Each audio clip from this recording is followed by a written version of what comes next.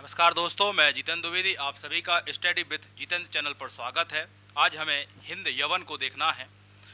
ये देखना है कि हिंद यवन की यहाँ दो शाखाओं से भारत पर हमले हुए हैं। दोनों शाखाओं को देखेंगे हम। एक शाखा का तो आपको जिक्र पता ही हो, महाकवि कालिदास की प्रथम रचना मालविका अग्निमित्रम में ही बताया गया था कि हिंद यवन के आक्रमण हुए थे। तो उसमें पुष्यमित्र शुंग और उनके पोते वासुमित्र ने उनको पराजित किया था।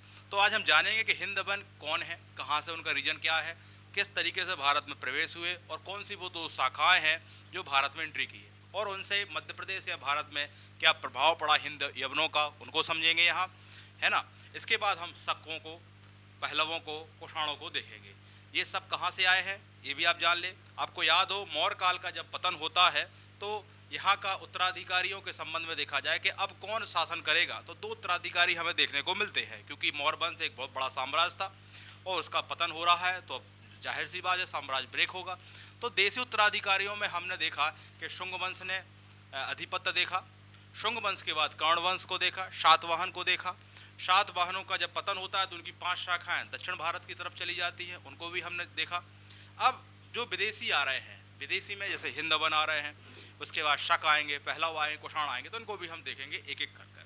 अच्छा, कल जो क्लास हमारी सातवाहन वंश की चल रही थी उसमें 2-3 शासक रह गए थे और लाइट चली गई थी तो क्लास नहीं हो पाई थी। तो पहले हम सातवाहन वंश के उन शासकों को यहाँ डिस्कस करेंगे, इसके बाद हम हिंद यवन को डिस्कस करेंगे। कौन सी वो दो शाखाएं हैं, क्या एक ही शाखाएं हैं या अलग अलग हैं, तो क्या अंतर है दोनों में, कौन है हिंद यवन, ये सारी चीज़ों को आप यहाँ जानेंगे। उसको हम एक पृष्ठभूमि के रूप में समझेंगे। पहले जो कल की क्लास में कुछ शासक छूट गए थे सातवाहन वन को, उसको यहाँ देखेंगे, क्योंकि जो रेगुलर स्टूडेंट पढ़ रहे हैं उनको नोट्स में कहीं दिक्कत ना जाए। चलिए देखते हैं। पहले हम सातवाहन वंश को, कल का एक टॉपिक छोटा सा, कुछ शासक छूट रहे थे तो उनको देखेंगे, इसके बाद हम हिंद यवन पर दोबारा आ जाएंगे। चलिए यहाँ आप हेडिंग डाल लें ताकि आपको याद रहे कल की क्लास।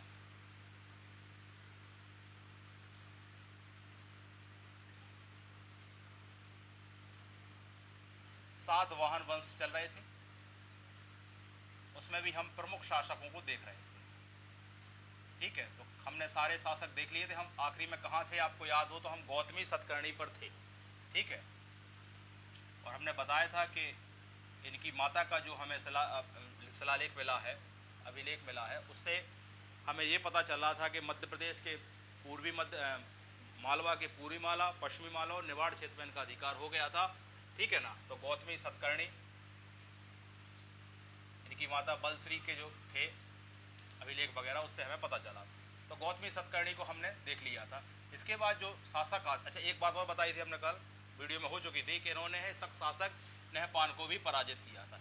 इनके बाद इनका पुत्र आता है वशिष्ठी पुत्र पुलमावी, ये इनका पुत्र होता है, गौतमी सतकर्णी का पुत्र है। इनके संबंध में एक तथ्य में ध्यान रखना है कि शक शासक को इन्होंने हराया था, नहपान को, और शक वंश में एक शासक आता है रुद्रदामन, जो इसको 2 बार हराता है। तो लिखेंगे शक शासक रुद्रदामन से 2 बार पराजित हुआ।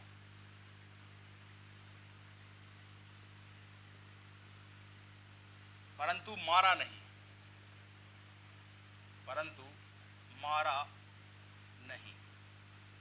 वजह क्या है, क्यों नहीं मारा, तो उसको यहां लिखेंगे क्योंकि इसका छोटा भाई, इसका वशिष्ठी पुत्र पुलमावी का जो छोटा भाई है वो, क्योंकि इसका छोटा भाई, छोटे भाई से रुद्रदामन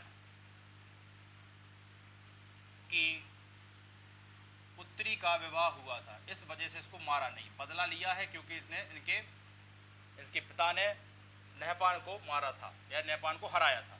रुद्रदामन की पुत्री का विवाह हुआ था।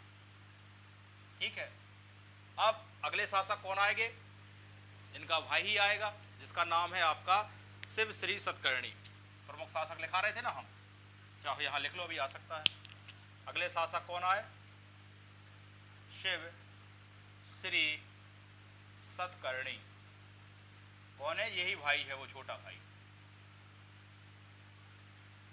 छोटा भाई किसका है? वशिष्ठी पुत्र का। इनके संबंध में एक बात लिखेंगे, रुद्रदामन का दामाद है ये।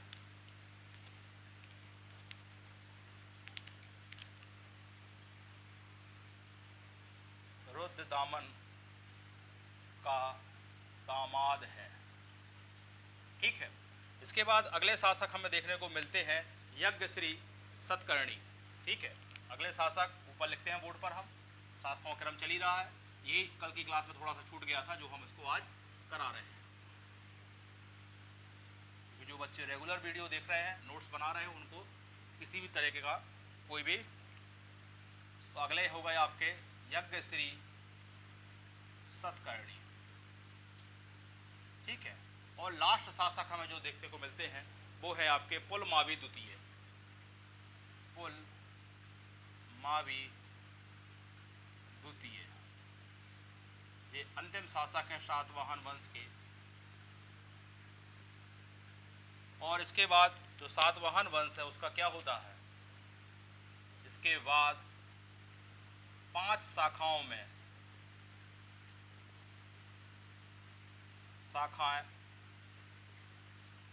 विभाजित होता है ये,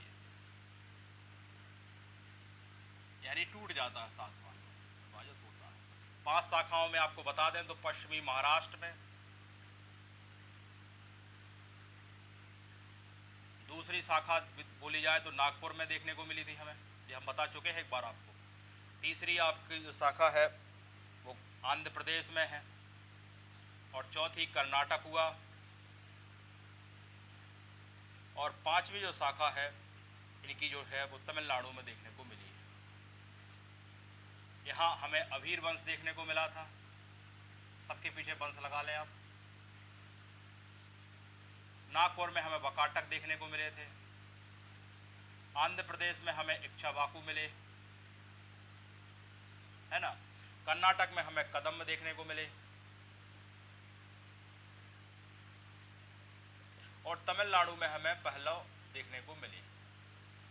इस तरीके से ये सातवाहन वंश यहाँ कंप्लीट होता है, यानी देशी उत्तराधिकारियों में जो हमें 3 वंश देखने थे, शुंग वंश, कांड वंश, सातवाहन वंश, हम डिटेल से देख चुके हैं। अब आज जो क्लास हमारी स्टार्ट होने वाली है वो है हिंद वन पर, ठीक है। ये तो कल की क्लास है जो पूरी नहीं हो पाई थी लाइट की वजह से। चलिए अब आते हैं आज की क्लास पर। हिंद यवन की हम बात कर रहे हैं, तो इसको भी हम बोर्ड पर पढ़ाते हुए डिस्कस करेंगे ताकि समय ज़्यादा खराब ना हो। तो अब हिंद यवन कौन है इनको समझे आप। हम हेडिंग डाल देते हैं पृष्ठभूमि।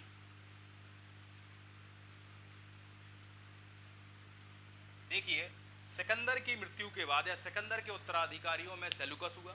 सेलुकस के उत्तराधिकारियों का ही जो थे वो इसी क्या कहते हैं, इस पूरे क्षेत्र पर, यानी सेलुकस के बाद जो उनको उत्तराधिकारी हुए वही सब राज कर रहे थे। जैसे सीरिया हुआ, बैक्टिया हुआ, पर्सिया हुआ। तो मेन तो सीरिया ही के लोग हैं, जो सीरिया इनका मेन था। तो ये 3 जगहों पर विभाजन हो जाता है किसका? सेलुकस के बाद उसके उत्तराधिकारी इन 3 जगहों पर शासन कर रहे थे। तो सीरिया वाली जगह पर आपके जो वंश थे वहाँ सेलुकस तृतीय थे। पर्सिया पर आपके डियोडोडस करके थे शासक, और पर्सिया में देखा जाए जो ईरान वाले रीजन है वहाँ एक्सेस कर कोई शासक थे। तो ईरान अपने आप को स्वतंत्र कर लेता है, बैक्टिया भी अपने आप को सीरिया से स्वतंत्र कर लेता है, परंतु अर्ध होता है। फिर डियोडोडस सेकंड आते हैं, वो पूर्ण रूप से स्वतंत्र हो जाते हैं। डियोडोडस का ही एक सेनापति होता है यूथिडेमस, वो हत्या कर देता है, और यहाँ से ही यूथिडेमस वंश की स्थापना हो जाती है। कहाँ? बैक्टिया वाले में। अब जब वो हत्या कर देता है अपने राजा की, तो सीरिया वाले शासक सेलुकस तृतीय बुलवाते हैं कि हत्या क्यों की आपने। तो ये अपने पुत्र डेमेट्रियस को भेजता है, परंतु सेलुकस तृतीय उससे प्रभावित होता है डेमेट्रियस प्रथम से, और अपनी पुत्री का विवाह कर देता है। यानी सीरिया और बैक्टिया के संबंध अच्छे दिख रहे हैं। उसके बाद सेलुकस तृतीय की मृत्यु होती है, और सेलुकस फोर्थ वहाँ आता है। सेलुकस फोर्थ का ही एक सेनापति होता है आपका यूक्रेटाइडियस। वो दोबारा इन सारे क्षेत्रों को जीतने का प्रयास करता है। सबसे पहले वो जहाँ ये तक्षशिला वाले रीजन पे रहते हैं, बैक्टिया वाले, इनको हटाता है और इनके पीछे हमला करता है। तो अब यही जो यूक्रेटाइडियस वंश के जो थे, इसका ही एंटीयाल किट्स शासक बने, और उनका ही राजदूत थे आपके हेलियोडोरस, जो आपने देखा कि शुंग वंश के 9वें शासक के भादभद्र के पास पहुँचे थे गरुड़ स्तंभ लेकर। और जो मिनांडर और डेमेट्रियस प्रथम ये पहले आए हुए थे। तो यही सारी चीज़ें जो कन्फ्यूजन है आपको कि डेमेट्रियस कौन है और ये सारे जो हैं जो सब कौन है, हिंद यवन है, मोटे तौर पर ये सब कौन है, हिंद यवन है। ठीक है, अब उसी को हम यहाँ जो अभी बोला है उसको थोड़ा सा यहाँ समझाएंगे आपको कि थोड़ा समझने का प्रयास हो, नहीं तो आपको कन्फ्यूजन ही बना रहेगा। हिंद यवन तो जानेंगे, फिर या तो मोटा रूप से याद रख लें कि पहले दो शाखाएं आई थी तो दोनों के नाम याद कर लें, वो भी सही है, पर थोड़ा सा जानिए आप। देखिए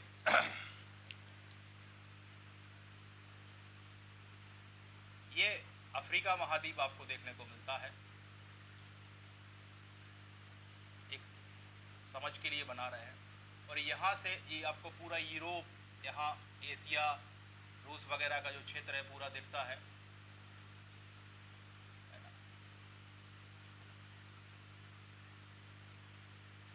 ये भारत है, सारा आपको समझना है। तो यहाँ हम देखें ये हिंदू कुश पर्वत है, ठीक है।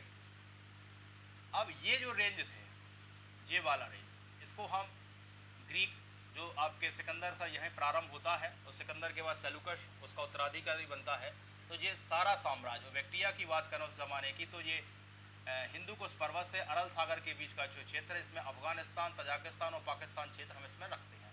तो इसको हम बैक्ट्रिया वाला बोल देते हैं रीजन, बैक्ट्रिया। ये जो है आपका ये वाला रीजन, ये जिसको हम पर्सिया ईरान वाला बोल रहे हैं, तो ये कौन सा हो गया, पर्सिया वाला, मोटा मोटा जानिए आप। और ये है सीरिया वाला। ये कौन है तीनों लोग, तो ये तीनों लोग जो आपको हम यहाँ लिखा है, ये है सेलुकस के उत्तराधिकारियों में। क्या लिखेंगे आप यहाँ से,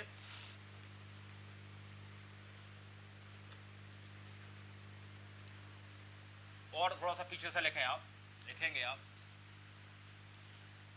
सिकंदर की मृत्यु के पश्चात, ताकि आपको और स्पष्ट हो। सिकंदर तो हिंद यवनी था, सिकंदर की मृत्यु के पश्चात उसका उत्तराधिकारी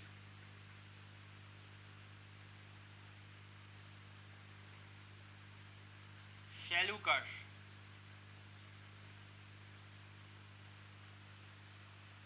का शासन था, परंतु सेल्यूकस की मृत्यु के बाद उसके उत्तराधिकारी इस क्षेत्र पर शासन कर रहे थे।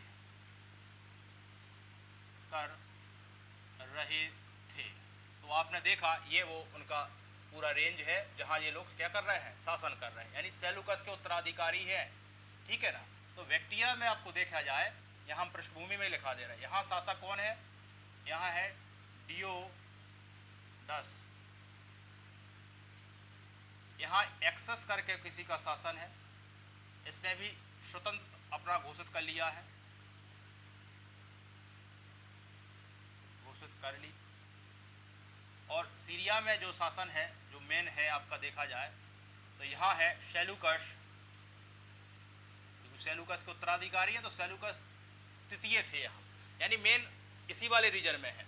तो सेलुकस तृतीय से, यानी इस पूरा जो आपका ग्रीक वाला क्षेत्र है, इसमें सीरिया वगैरह आता है, तो ये यहाँ जो यवन क्षेत्र के हैं अपन को, इन्होंने पूरा यहाँ तक कब्जा कर लिया था, भारत तक आ ही चुके थे, घनानंद की वजह से पीछे हटे, नहीं तो वो भारत में प्रवेश करने ही वाले थे। जो सिकंदरी का आप जब सुनते हो तो आप जानते ही हो मैन हिस्ट्री में। तो यहाँ सेलुकस है, यहाँ डियोडोड, इन्होंने भी अपनी अर्ध स्वतंत्रता घोषित कर दी है, अर्ध स्वतंत्र हो गए हैं।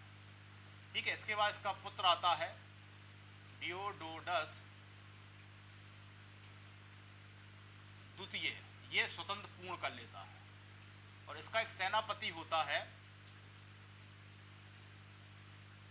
यूथेडेमस,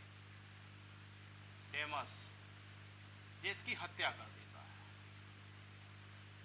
हत्या करता है तो सेलुकस इसको बुलाता है कि आपने इसकी हत्या क्यों की, और इसके ये खुद तो नहीं आता, अपने पुत्र को भेज देता है। पुत्र का नाम होता है डेमेट्रियस, डेमेट्रियस फर्स्ट, और ये जाता है सेल्यूकस इससे प्रभावित होता है और अपनी पुत्री की शादी कर देता है। यानी सीरिया और बैक्ट्रिया का संबंध भी ठीक दिख रहा है। इसलिए आपको यूथेडेमस वंश देखने को मिलता है और डेमेट्रियस वंश देखने को मिलता है। तो एक शाखा तो ये आती है, इसी में डेमेट्रियस प्रथम और मेनांडर आते हैं भारत की तरफ। भारत में इस समय किसका शासन है? यहाँ इस पूरे रीजन पर यहाँ शुंग वंश है अभी आपका, और शुंग वंश के शासक है पुष्यमित्र शुंग और पुष्यमित्र शुंगी हैं। तो पुष्यमित्र शुंग और उनका नाती पौत्र वासुदेव मिलकर मेनांडर और डेमेट्रियस प्रथम को हरा देते हैं। तो ये शाखा वहीं रुक जाती है, हरा ही जाते हैं।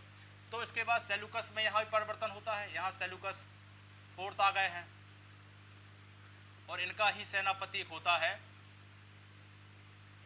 जिसका नाम होता है यूक्रेटाइडीज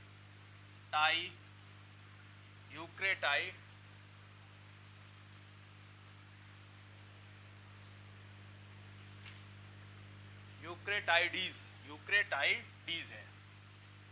यूक्रेटाइडीज जो होता है वो दोबारा इन सारे क्षेत्रों को जीतने का प्रयास करता है। तो वो इन सारे क्षेत्रों को जीतने के लिए आता है। तो सबसे पहले वो बैक्ट्रिया पहुंचता है, यहाँ जाके वो इनको हरा के वो तक्षशिला पर अपनी राजधानी बना लेते हैं। इसलिए यूक्रेटाइडस वंश की जो राजधानी है वो तक्षशिला है, और डेमेट्रियस या यूथेडेमस की जो राजधानी है वो सियाल यानी पंजाब वाले रीजन में है। और इनका ही ये वंश बना लेते हैं। इसके बाद यहाँ एक शासक होते हैं आपके एंटयाल किट्स राजा बन जाते हैं। और इनका ही एक राजदूत आता है,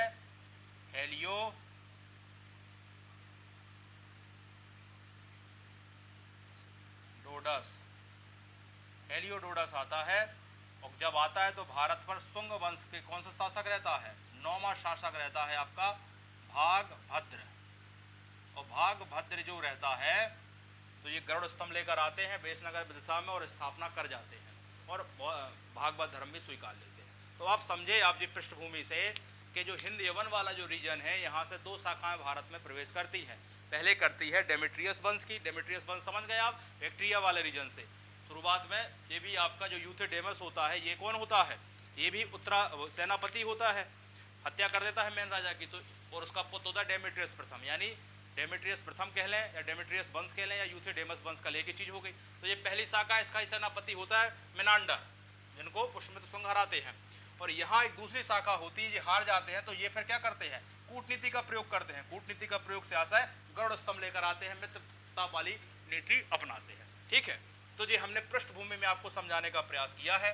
अब हम जो दो शाखाएं आई हैं उनको हम यहाँ डिस्कस करेंगे। संभवतः आपको अब हिंद यवन के बारे में बेसिक कुछ क्लियर हुआ होगा, नहीं तो आप तो सीधा समझे सेल्यूकस के उत्तराधिकारियों में ये साम्राज्य बटा था, तो वहाँ दो शाखाओं भारत की तरफ प्रवेश की है। ठीक है, तो अब सब हेडिंग डालें आप, क्या हिंद यवन डले ही है, दो शाखाएं आई हैं यहाँ। पृष्ठभूमि हमने समझाने का प्रयास किया है। जो भी डाउट्स यदि बनते हैं आपको तो पूछिएगा। पहले शाखा जो सबसे पहले आती है भारत में वो कौन सी आती है?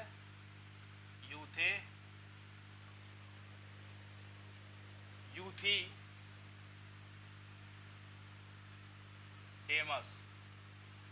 ये सेनापति रहता है, इसको वंश कह सकते हैं, या इसी को हम डेमेट्रियस वंश कहते हैं। एक चीज, दूसरा यूक्रेटाइड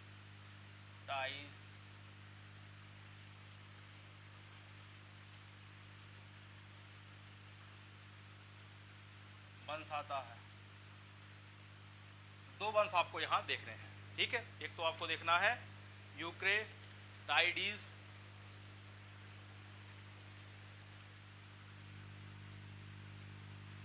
ठीक है, और एक देखना आपको यूथेडेमस या डेमेट्रियस वंश। ठीक है, पहले हम डेमेट्रियस वंश की बात करेंगे। समझ तो गए हो आप, सारे इंडो ग्रीक ही हैं। यहाँ डेमेट्रियस प्रथम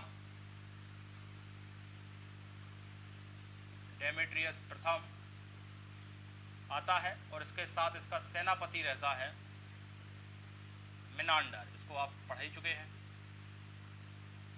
ठीक है, और ये लोग राजधानी कहाँ बनाते हैं ये भी लिख लें आप। इनकी राजधानी भारत में कहाँ देखने को मिलती है? तो इनकी राजधानी हमें मिलती है सियाल, या इसी को हम बोलते हैं क्या? इसी को हम बोलते हैं सियालकोट। कहाँ है? ये पंजाब वाला रीजन में है, ठीक है। सियाल नहीं है, साकल है ना जी। अब मिनांडर आते हैं, डेमेट्रियस आते हैं, तो आपको यही पता है भारत में इस समय किसका शासन है? भारत में इस समय किसका शासन आपको देखने को मिल रहा है?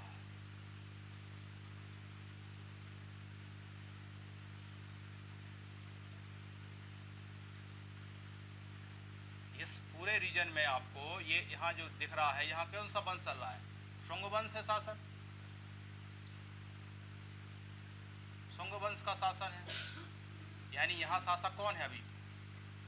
पुष्यमित्र शुंग, यानी शुंग वंश का शासन है। तो जैसे ये प्रवेश करते हैं एमपी रीजन में, भारत की तरफ, तो इनको कौन हराता है? यहाँ लिख सकते हैं आप, इनको पुष्यमित्र शुंग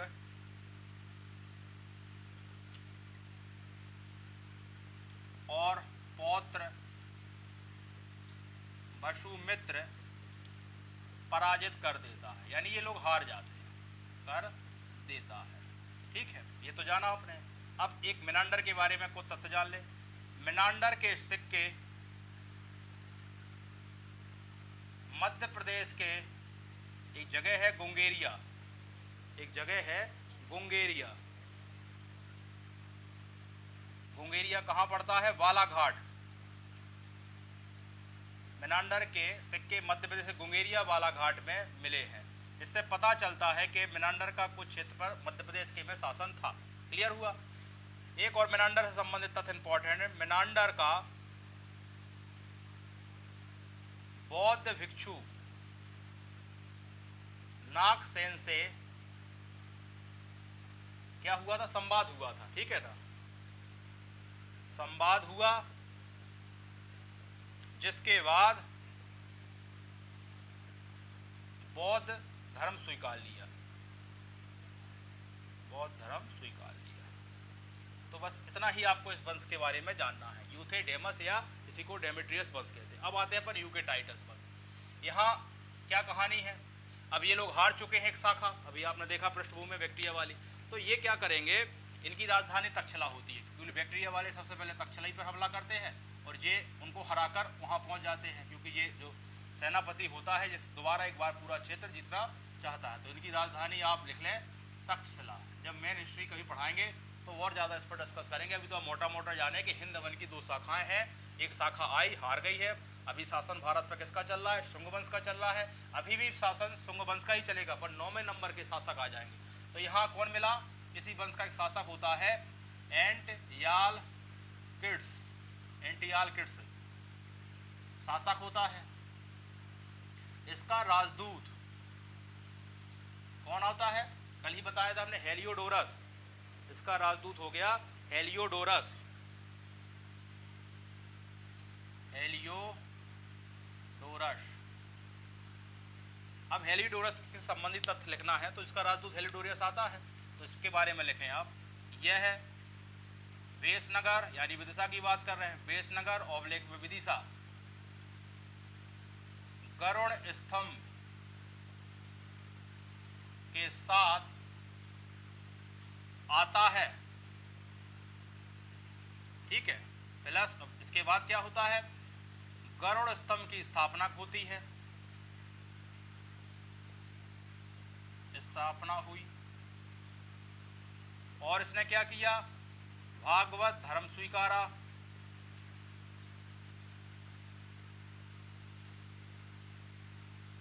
और साथ ही इसने उपाधि जो धारण की वो भी कौन सी की? वासुदेव की, ठीक है। जब ये यहाँ आया है तो इस समय शासन किसका है? इस समय शासक मतलब भारत में इस समय कौन है? यहाँ तो पुष्यमित्र शुंग हो गए।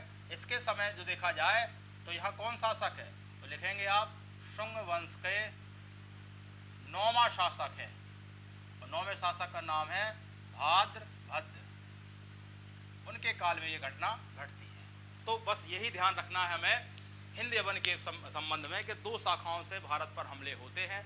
एक शाखा जो आती है वो बौद्ध धर्म स्वीकार लेता है, उसका राजदूत, और एक शाखा जो आती है उसका सेनापति मिनांडर बौद्ध धर्म स्वीकार लेता है। तो ये है तो बाहरी है, पर यहाँ अगर इसी धर्म में, इसी कल्चर में समाहित हो जाते हैं तो इनमें उतना अंतर हमें देखने को नहीं मिलता है। अब हिंद हवन का भारत पर और मध्य प्रदेश पर क्या प्रभाव पड़ा उसको भी हम यहाँ एक नज़र में देख लेते हैं। यहाँ तक आपको चीज़ें लगता है क्लियर हुई होंगी। अब हम इनके प्रभाव देख लेते हैं क्योंकि ये एग्जामों में ज़्यादातर आता है। अच्छा, एमपी में हमने इसको क्यों देखा है? क्योंकि मेनांडर के अभी हमें सिक्के कहाँ मिले आपके? हमें बालाघाट में मिले हैं, तो इसके साक्ष्य यहाँ मिले हैं। और एक शाखा ने जब हमला किया है तो शुंग वंश का ही तो शासकों ने हराया है, और जब अगली शाखा आती है तो भाद्रभद्र मिलते हैं हमें, 9वें नंबर के शासक। ठीक है, अब हिंद यवन के प्रभाव क्या रहे? प्रभाव भारत और मध्य प्रदेश पर। अब क्योंकि मध्य प्रदेश तो पढ़ ही रहे हो तो क्योंकि इनके प्रभाव यहाँ देखने को मिलेंगे हमें। पहला प्रभाव देखने को मिलता है क्या? इनके आने से कि हिंद यवन के शासकों ने ही पहली बार, हिंद यवन शासकों ने प्रथम बार या पहली बार सिक्कों पर राजा का नाम का अंकन, यानी राजा का नाम लिखना, तिथि लिखना, कब बना है, लेख लिखना प्रारंभ किया। एक तो ये भी देखा। दूसरा, स्वर्ण सिक्के यानी सोने के सिक्के। देखो, शीशे के सिक्के हमें सातवाहन वंश से देखने को मिले। सोने के सिक्के चलाने का, या सोने के सिक्के जो पहली बार चलाए इन्होंने, सर्वप्रथम सोने के सिक्के चलाए, ऐसा लिख लो आप, जो ज़्यादा सही है। सर्वप्रथम सोने के सिक्के प्रारंभ किए। कितना ज़्यादा प्रभाव पड़ा है हिंद यवन के आने से। दूसरा, हम क्या देखते हैं कि हमें नक्षत्रों, सप्ताह के 7 दिन और ज्योतिष आदि की देन भी यही है। ठीक है, इनसे ही पता चला हमें। दूसरा, इनका जो इतिहास लिखा है हिंद यवन का, वो सिक्कों की तिथियों के आधार पर लिखा हो, ये भी इंपॉर्टेंट है। हिंद यवन का इतिहास सिक्कों पर अंकन के आधार पर लिखा है। और मध्य प्रदेश के बालाघाट में मिलेंगे सिक्के, तो वो हम बता ही चुके हैं। और उत्तर पश्चिम में, यानी भारत के उत्तर पश्चिम में गंधार शैली, जिसको हम हेलेनोस्टिक बोलते हैं, हेलेनोस्टिक,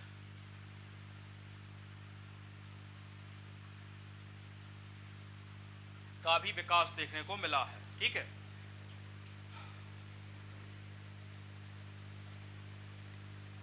ये सारी चीजें हमें, ये प्रभाव जो भी लिखा है बोर्ड पर, ये हमें सब हिंद यवन की देन ही कह सकते हैं। तो आपने देखा कि हमने पहला विदेशी उत्तराधिकारियों में आज हिंद यवन को समझा। हमने मानचित्र में बताने का प्रयास किया कि सेलुकस के उत्तराधिकारी ही चित्र पर शासन कर रहे थे। मेन उनका अभी भी सीरिया वाले रीजन पे ही थे, और उसमें जो पारसिया है वो पहले ही स्वतंत्र हो चुका था। बैक्ट्रिया जो था उसको ही बताया कि यूथिडेमस एक सेनापति था और उसके नाम पर इस वंश का नाम पड़ा, डेमेट्रियस प्रथम आ गए। और जो आपका सीरिया वाले में सेलुकस तृतीय थे, फोर्थ का सेनापति आए आपके ये यूकेटाइडस किट्स, तो इन्हों का ही एक शासक हुआ एंटियाल किट्स, इसका ही राजदूत हुआ हेलियोडोरस, वो गरुड़स्तंभ लेकर आया। तो हमने दोनों शाखाओं को यहाँ आपको स्पष्ट किया है। अब अगली क्लास जो होगी हमारी हिंद यवन के बाद एमपी के संदर्भ में हम देखेंगे शकों के बाद हम पहलवों को, कुषाणों को। इस तरीके से हम ये पूरा आपको यहाँ से कंप्लीट करेंगे। यदि आपने भारतीय इतिहास नहीं भी पढ़ा हो तो भी आपको यहाँ से कोई दिक्कत नहीं जाएगी।